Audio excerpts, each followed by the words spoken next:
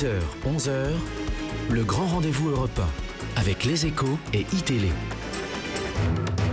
Est-ce que vous pouvez nous expliquer, Bruno Le Maire, ce mystère? Qu'est-ce qui fait qu'en 3 semaines, un candidat qui a fait de la vérité sa marque de fabrique ait pu à ce point-là changer de position?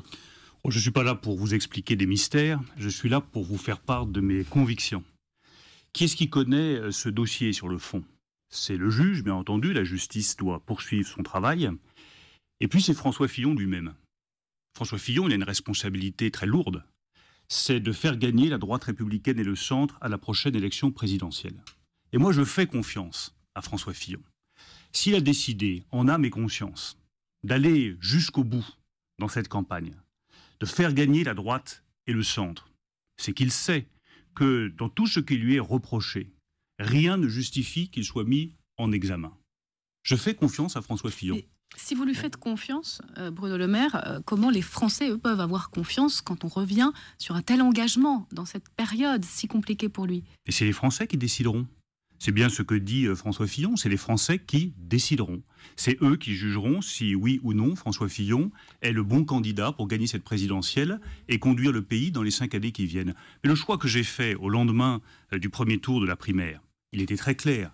J'ai considéré que François Fillon avait le seul projet qui permettait de redresser le pays. Et donc, je l'ai soutenu. Il y a eu ensuite cette affaire de présumé emploi fictif. Est-ce que ces comportements sont des comportements qui sont encore adaptés? Je ne crois pas. Je pense que c'est des comportements qui sont dépassés.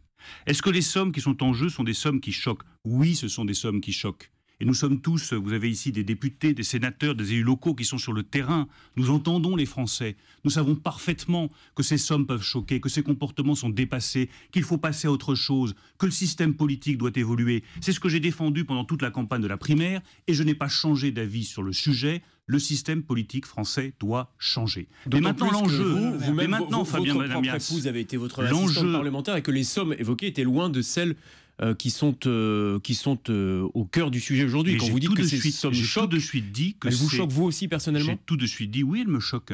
Comme elles choquent tous les Français. Enfin, ne nous cachons pas derrière notre crayon.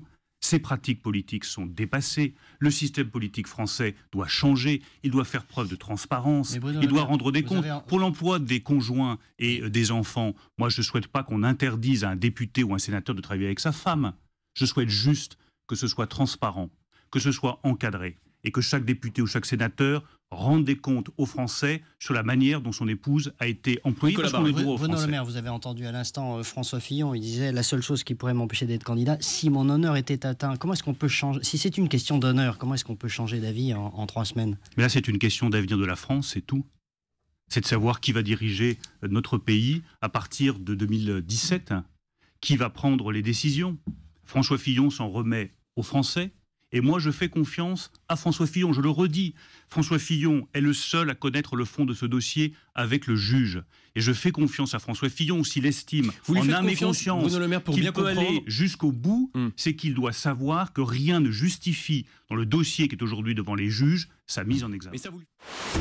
10h, 11h, le grand rendez-vous Europe 1 avec Les Échos et iTélé.